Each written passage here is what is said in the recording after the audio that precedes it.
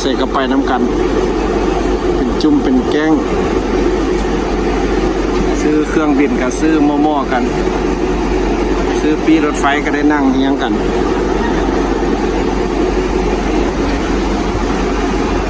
เอาพี่น้องเลยเป็นครั้งที่2ของชีวิตจะได้เดินทางไปกรุงเทพอีกครั้งหนึ่งพี่น้องเลย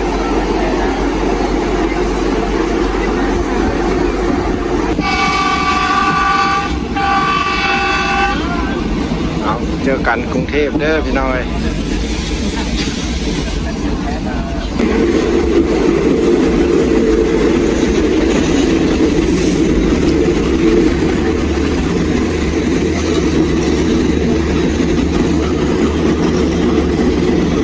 ข้ามสะพานลาวไทย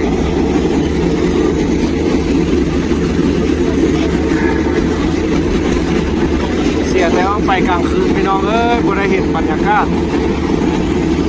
อยู่กรุงเทพขอนแก่นอุดร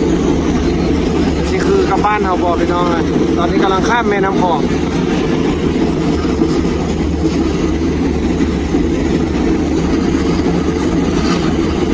กวางยาวใหญ่เนาะ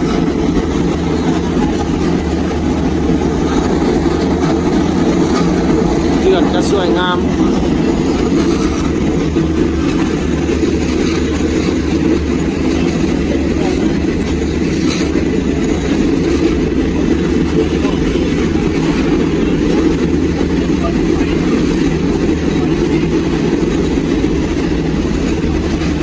เป็นอย่างเนาะนี่งานบุญบนนี้เนาะ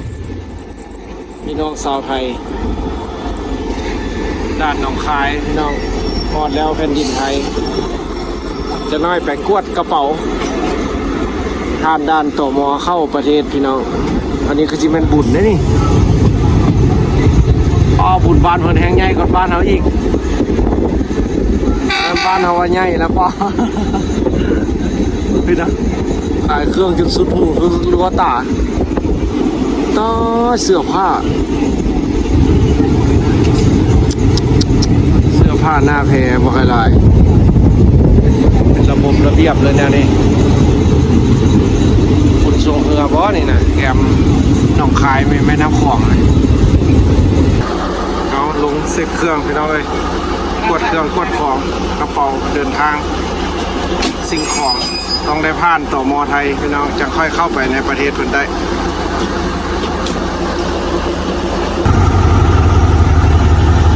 คนเขาออกเมืองหลายขนาด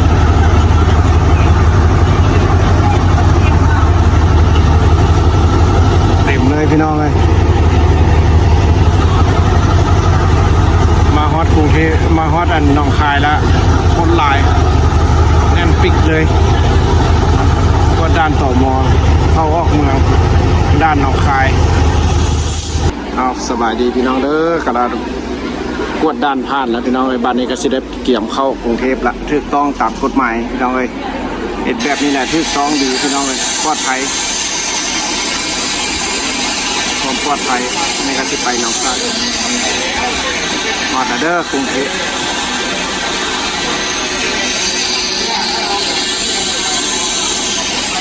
ต่ออีกพี่น้องเอ้ยนั่งอีก8-10 ชั่วโมงพุ่นละพี่น้องเอ้ยแล้วก็สิไปฮอดกรุงเทพอันนี้ก็เป็นอยู่ด้านหนองคายพี่น้องเลยไอ้ตำรวจเพิ่นก็อยู่นี่ครับโอ้ลมดีขนาดกับคนลาวพี่น้องเลยแต่บ่อยากบ่กล้าถ่ายเอาเพิ่นพี่น้องยานเพิ่นสิกดยานเพิ่นสิว่าให้เด็กอันนี้ก็ลมกันกับน้องสายอยู่เพิ่นลมดีขนาดพี่น้องโอ้ลมแบบให้ความรู้ให้คำแนะนำมีอย่างไรมาหาเพิ่นบอกถ้าเป็นอีหยังหรือว่าเป็นแนวใดเด็กพี่น้องให้มาหามาแจ้งเป็นอย่างเรามาแจ้งหาเด้อประสัตนี้อย่างกันลมกับน้องสายอยู่บอกโดนๆล่ะดีแบบนี้พี่น้องเพิ่นว่ามาให้ถูกต้องตามระเบียบกฎหมายแล้วบ่เป็นหยังเอาไว้จังน้อยพี่น้องต่อไปอีกพุละฮอดกรุงเทพพุละสิค่ายไปแบบนี้แหละพี่น้องอยู่บรรยากาศอยู่เมืองไทยฝรั่งก็มาเที่ยวหลายพี่น้องบ้านเพิ่นคนหลายขนาด5ยังอีกคนหนึ่ง อย่างที่ผู้หนึ่งเราจะได้เดินทางตอนนี้คนหลายขนาดพี่น้องเลยปานบุญเทพมหานครที่ได้เห็นบ้านนี้ละพี่น้องเลยที่ได้ไปเห็นบ้านนี้ละเมื่อนี้ละยังผู้หนึ่งแต่มันยังกวดอยู่กระเป๋าโบพาน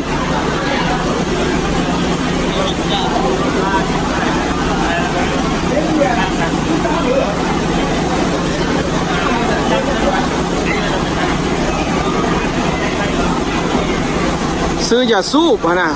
อย่าสูบหลายโหด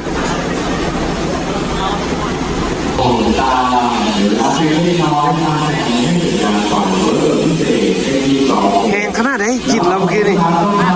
แหงขนาดแหงก้นบ้านเขาอีกเอ็มร้อยนี่เอ็มร้อยไทยแหงพี่น้องเลยลองละ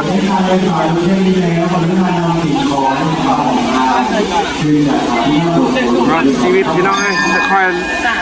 พากันเดินพากันไปพี่น้องเอ้ย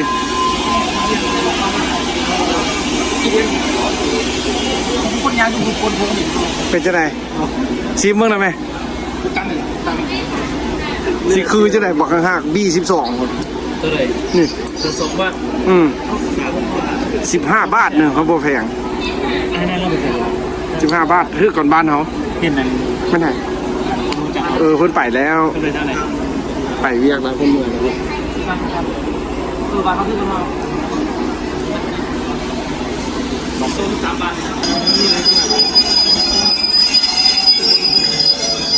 มีสายสิไปบ้านในงานชุดลาที่1ขณะนี้เป็นขบวนรถเร็วขบวนที่134ขึ้นแม่สูงครับผมที่สารจากสถานีเวียงจันทร์ปลายทางสถานีตลาดกรุงเทพอภิวัฒน์ไปแม่เอาแล้วนี่นะขึ้นว่าชิไปลาวอยู่เอาไว้รถมาเลยด้านบนบริษัทไม่ทางชุดลาที่1ครับยังไม่มีตัวชื่อสามที่ความซื้อหรือสามเลขไปแม่ละพี่น้องเอ้ยเห็นกรุงเทพวันนี้ละวันนี้นะได้ไปแท้ละข้อ2หลังคาบนรถที่โดยสารครับตู้11ที่มาท่านหากเกิดอันตรายในกับตัวด้านหน้าขอบคุณครับ attention please attention please รับประเทศนัมเบอร์วันทีมโอปองยูเทนทูที่เราดูว่ายูเทนพาร์ท SK15 you have to get this page for the getting forward thank you for choosing our services and look forward to serving you again. Thank you.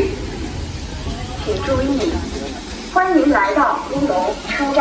请在下车前检查您的随身物品。สบายดีพี่น้องอุดรธานีเด้อ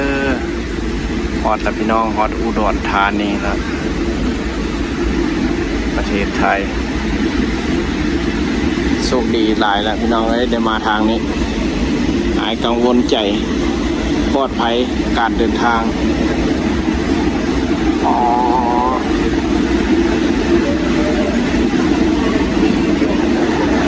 ขนาดจะโบแมนกรุงเทพเลยพี่น้องเบิ่งดอกฟืนดอกไฟคงจะเถื่อนหมด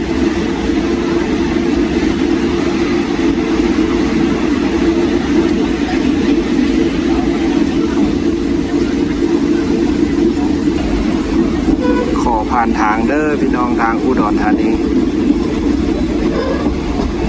คันมาทางเมืองไทยจะดนก็คือสิปลอดภัยพี่น้องเอ้ย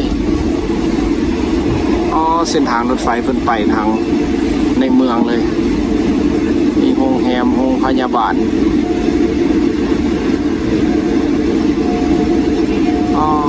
ดอกฟืนดอกไฟคงจะเถื่อน